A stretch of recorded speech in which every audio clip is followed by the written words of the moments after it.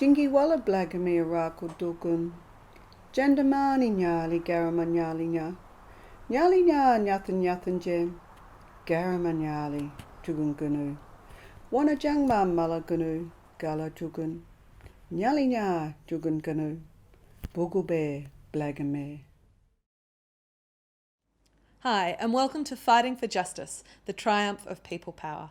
I'm Maeve Marsden, and I'm speaking today with Craig Foster about his book, Fighting for Hakeem. Craig and I are gathered today on the land of the Gadigal people of the Eora Nation, and I acknowledge elders past and present. Always was, always will be Aboriginal land. Obviously, we were meant to be meeting with you at the Byron Writers Festival, but as we can't gather in person, today we're recording this session at the Story Factory in Redfern. So welcome. As I said, I'm Maeve Marsden. I'm a writer, performer and arts producer, and I curate a national LGBTQI+ storytelling project called Queer Stories. Craig Foster is a former captain of the Socceroos. A well-respected media presenter, he is a global advocate for diversity and social harmony. He's a member of the Multicultural Council of Australia and an ambassador for Amnesty Australia, and he works on a variety of social programs. We're here to discuss his book, Fighting for Hakeem, which was published last year. Craig, thank you so much for joining us. So, Fighting for Hakeem, how people power challenged two monarchies, a military junta, and the world's largest sporting institutions, and won. You said you wrote Fighting for Hakeem to thank Australia for their role in the campaign. Can you tell me more about that, about what inspired you to write the book and the campaign to save Hakeem? It was important to try and capture the goodwill around the campaign, firstly, because Australia had stepped forward and done something pretty extraordinary to challenge these, other countries, and in particular the rights of a refugee that were being breached. And so, refugee and asylum seekers is an issue about which I've felt really strongly for a long time, and which I encourage everyone else to feel equally as strongly about, and it's really about the human rights of all of us. And if those rights are breached of asylum seekers or refugees, then they can be breached of anyone. And in this context, this young kid who was a refugee from Bahrain who'd been tortured, but who was fortunate enough to come by plane to Australia and have some friends here, for other former athletes from Bahrain, where he could stay and could stay at their house, and they could show him how to apply for his protection visa and all these things, which not everyone has. He was ultimately given that protection by the Australian government, and then he got in trouble abroad. So Australia was able to bring the world along, particularly through sport, which is a really important part of the reason for writing it as well, or having it written. That is because sport stood up for a refugee and was a really important social issue. And I think sport should do that more often. So for that and other reasons, I decided that we really need to try and capture this goodwill and this spirit of social justice, that Australia had stepped forward to do this, capture that in a book to tell people what a wonderful job they did, to give them an idea of what had happened behind the scenes, and in some way try to say to the Australian people, really fabulous job, well done, we all did something special together, but I'd really like you to do more of it. And in particular, one of the prime reasons was to use this book to then segue into the broader asylum seeker and refugee issue, and to say, well, listen, we all felt really great about that. And in fact, we took Hakeem, a refugee, down to shake the hand of the Australian Prime Minister, Scott Morrison at the time, in his office in Parliament House, at the same time that Australia has, hundreds of refugees locked up offshore and onshore, really improperly, right? Breaching their human rights under international law, and quite frankly, just treating them like animals, okay? They've been so badly demonised that, Australia, which in many respects is a wonderful place, is actually willing and capable of just leaving them there in these cages. So we've got to get past that. So the idea of the book was to say, thank you, but please have a look over here now and recognise that Hakeem is them and they are Hakeem. And just because he played football shouldn't make him any different to the people offshore or onshore. You went to Port Moresby last year to meet with refugees and asylum seekers. Could you have imagined that this was the course your life was going to take? When you look back at yourself in high school, as our audience is, do you see the man that we know today? Yes, I can. My focus was always in sport, but even as a young person, as a young player, I was still very interested in just helping people whenever they came across my kind of purview, and even as a young player, I was already working in social programs, and I would already give whatever I had, to people who I would encounter who were in need. And so that was always a theme, and it just developed step by step by step by step. So of course, when you're young, at the student's age, you don't always have a clear picture of where you go, but that's the beauty of life. Life can lead you.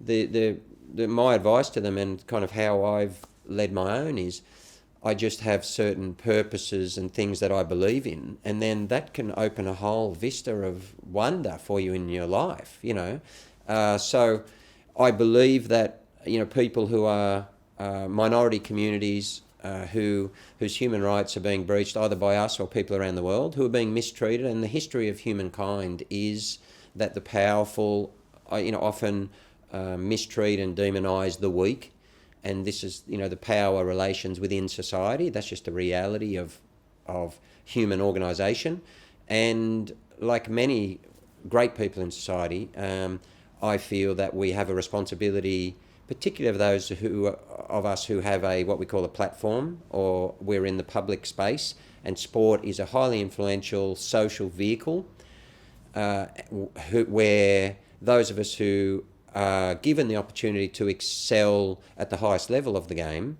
I believe have a responsibility to the societies that put us there. And athletes and sport often tries to separate itself from society and says, well, we don't touch all these things because we're just completely different and we just play in a lovely way and come together. But actually, the society that sport exists in supports and props society up. It pays for sport.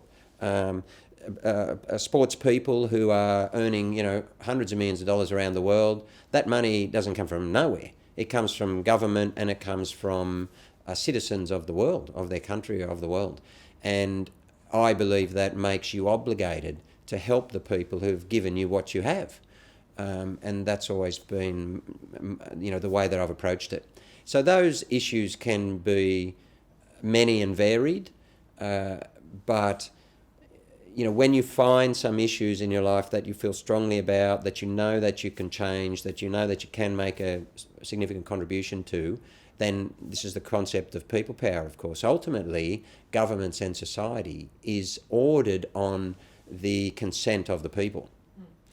And, and governments often, have to maintain that, what they call order, but really what is social consent.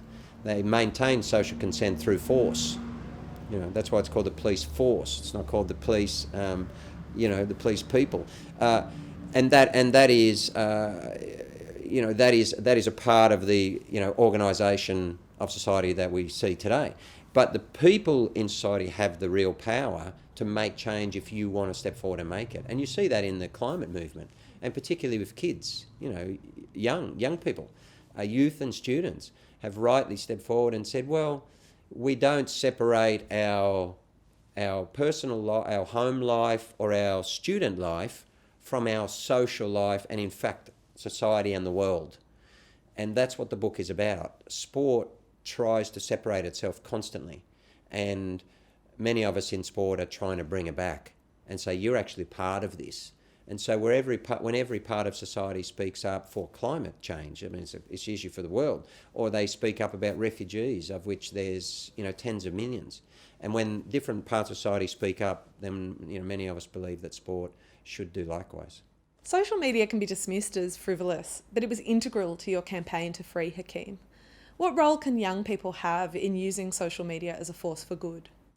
Social media is like anything else in life, must be balanced. It can't go too far one way, and we've seen that with various issues. The students might know or could research about Cambridge Analytica and these types of things, where people's data is being used for nefarious purposes to manipulate the public. So those things are really serious issues that human rights organisations around the world are rightly really concerned about. So social media organisation has become so incredibly powerful. One of the reasons is because of the power that it has to connect people all around the world. So when used for good, social media platforms are extraordinarily powerful to connect humanity. And just take this campaign as an example. I could reach out during this campaign to people that I never met, that I didn't know, and if I saw them just post something, I could message publicly or privately and get in touch with hugely influential people all around the world, which you could never otherwise do. So it's, I think, shortened the length of time that these types of social issues and campaigns can be run in. It took 77 days. Perhaps decades ago would have took a very, very long time. You would have had to write to the Thai government. You would have had to write to Bahrain and perhaps go. But now information is so readily available. The problem that students have, that we all have, but particularly when you're young, is filtering the right type of information. And this is where social media companies do have a social responsibility, and that is to make sure that information that's disseminated on their platforms is accurate. It's okay to have a debate, but debates, in fact, it's critical to have debates in society, democratic societies, but you can only have debates on accurate information. And so the problem with social media platforms around the world is that there's so much disinformation. And so rightly, Facebook, Twitter, which was our main platform for running this campaign, was incredibly powerful and successful. These platforms are rightly having to consider, either being forced to consider, a bit like Facebook, or like Twitter, where Jack Dorsey, who is a good dude, he's the one who is actually actively considering these issues and starting to take his own unilateral responses without being forced, which is great. Traditionally, we think of memoir as very personal, but you were sharing a story that's not only your own, but also Hakeem's. How did that impact the writing process? Well, the writing process was a collaboration. So there's this wonderful writer, Alex Engel-Malone, who's co-author, and Alex worked for Amnesty and is a brilliant mind, a brilliant woman. And so she's very strong in human rights, of course, that was her profession, and she was deeply involved in the campaign. So from the start, when we started to connect all these different organisations, and there was probably 25, 30 of this stakeholder matrix that we did afterwards, said, look, we had to manage all these people. Amnesty were one of the key ones, and they organised my trip to Bangkok when I first went, which is in the book, which was pretty hairy in a lot of ways. And it was Alex who was at the forefront of that.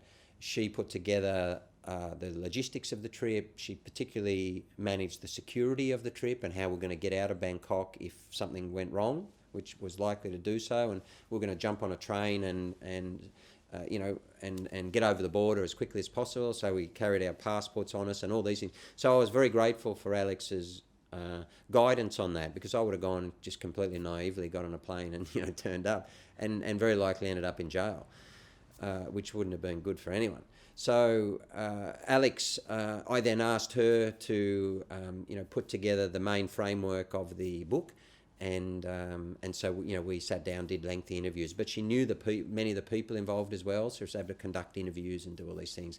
So it was very much a team effort, and that made it that was good from my perspective, because she could get perspectives of everyone else without me influencing that. And plus, immediately after the campaign, I just didn't want to. I actually didn't want to sit down and spend, hundreds and hundreds of hours writing 80,000 words about what we'd just been through. I just really needed a rest. And so for a couple of months, Alex was able to carry all that, put the whole framework together. And then, I came in at various times just to make sure it was accurate, add my bits and so on. So it was a nice collaboration in the end. And on a lighter note, it's just been announced that the 2023 Women's World Cup will be here on home turf. Are you excited? Well, it's wonderful for Australia, of course, for the game of football, but more especially for the country. We think that football is about much more than just kicking a ball, right? Because it has all of these, it has so much social value. Football, for instance, is about multiculturalism and inclusion, and so the 2023 World Cup comes at a time when there's a rising incidence of racism in Australia and around the world. Okay, you've just seen issues in COVID with demonisation of the South Sudanese community in Melbourne, for instance, which is just disgusting. So football brings all of those communities together and allows them to tell their story. Football supports all of them equally. Football says to Australia, we're not only we're a multicultural country, but we actually believe in it and we live it every day. So it couldn't be more timely for an actual football World Cup, one of the two biggest tournaments that we have in the world, to come here in only a couple of years' time, as Australia's just emerging from the pandemic. Football's also, a game of equality. It's a game of opportunity. It's a game of a teamwork. It's a game where everyone is equal on the field and off. So all of these are very nice concepts after we emerge from what's been a difficult challenge for Australia and the world. So you couldn't hold, I think it's perfect for Australia at this point in time, and hopefully the messages that we can bring out of that will resonate around the world. Further though, up home, for the schools up around Byron and my area, of course, I'm from Lismore, it's wonderful because football is the number one sport in the area. I think it's about 8,000 participants up there now. The number of kids is rising quickly, and being a female, being a girl and playing football now is, just super cool, right? Like Sam Kerr is just an absolute legend, and we've got Megan Rapinoe, the captain of the US women's national team, who won the World Cup in last year in France. It's just amazing. She's LGBTI advocate. She said, we won this, I'm not going to the US Parliament House to shake hands with Trump because I don't believe what he's doing. They're real social advocates as well. They're really top human beings. That's what football produces. So we're going to see more girls playing up in our Far North Coast area, and no doubt we'll have more Matildas come out in future. As you've said, some people would prefer that sport remains apolitical. We've seen huge pushback to players like Colin Kaepernick taking a knee, to athletes speaking out about Black Lives Matter. Here in Australia, there's been negative commentary about players like Adam Goodes or Herita Lumumba speaking out about racism. You argue in Fighting Hakeem that sport should never be political, that it has the possibility of affecting change on a global scale. Can you tell me more about that? So what happened to Adam Goodes and Lumumba and Colin Kaepernick is just ridiculous. So the issue that sport has is it has long tried to argue this concept of exceptionalism. That is, everyone else are human beings and exist within a social sphere, and their job is their life, and they bring their full self to work. Okay? And why should we not? How do you separate? When you go to SBS, when I would go there to work, am I supposed to not be the person that I am? Am I supposed to leave parts of myself at the door and then become someone else inside? And that goes for any company. It's just ridiculous. And sport is the same. And sport says to Adam, well, you're just an athlete and we don't want to hear about whether you're Indigenous or otherwise. And he rightly says, well, I am an Indigenous person who plays sport, and therefore that entirety, you can't avoid that. Okay, that's who I am, and I have a right to express who I am. He's absolutely right. And athletes around the world are now taking control of that.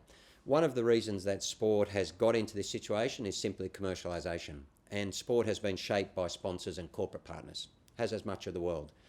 And athletes have got to the point rightly where they said, well, hang on what basis are the corporate sponsors the arbiters of moral or ethical or human rights agendas and guidelines for us, for me? I actually play the sport.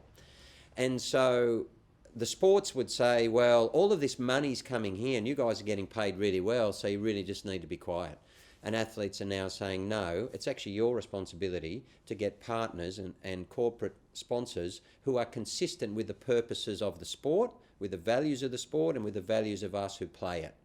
And that's a huge step forward, and it's a really powerful movement. Save Hakeem and Fighting for Hakeem is a really good example, because some football organisations around the world, including in Thailand, because he's in their jail, and all of a sudden their football federation was saying, well, you guys can't protest at your games. And clubs there rightly said, no, we're going to hold banners up because this is about the world we live in, and we don't separate our sport or our club from the world. It's a ridiculous concept to think that that can happen. Recently we saw at a Brisbane Lions game, AFL in Brisbane, some fans holding up a banner in support of the refugees who are interned only, I think, hundreds of metres away in a hotel. And I say, more power to them. Because what they're saying is, sport is part of our life, and it's not an external segment. And we expect our sport and our club to operate consistently with human rights, and to do otherwise would be ridiculous. And when human rights are being breached in society, then we're going to speak about that through every forum of our life, including sport. So some people in sport say, oh, well, you shouldn't bring that into sport. Well, sport is in society, and it's in society, so you're in it. Sport's already in it. And so this concept that you can say, oh, that's different from us. No, it actually is you. So sport is hugely hypocritical in a whole heap of ways. So, for instance, the point about Hakeem was he was a refugee, but he was in that sport. So then the sport was, oh, okay, well, we can help this one, but the others aren't in sport. Well, actually, they are. So I went to Port Moresby. Not that they need to be, but I went to Port Moresby, and of course, they come from a lot of these asylum seekers and refugees, which means that they've been given protection, as they should be, are from Iraq, Iran, Syria, Sudan, and others. They're football countries. They're all football players. So I was playing football with them over there to just, join as a group of friends. And yet football won't help them because, they've been put in a situation in society that sport sees risk for speaking up for them. Well, it's time that sport put aside, what they see as political risk and focused on human rights and social values. Sport is supposed to exist for everyone. Sport is supposed to be equal. Sport is supposed to lead to a better world. FIFA's slogan is for the game, for the world. Okay, but then when people in the world, their human rights is the lens through which I look, and I encourage the students to learn more about. And what that means is that we're all born free and equal in dignity and rights. Okay, every human being is the same when we're born. And all discrimination and racism is a taught mechanism, quite obviously. Right? And therefore, sport is one of the biggest social vehicles in the world, one of the most influential, and you actually are obligated to help the world which supports you. So things are changing very rapidly, and rightly so. And I think that athletes are going to drive this agenda, far quicker in coming years, and I'm going to help them.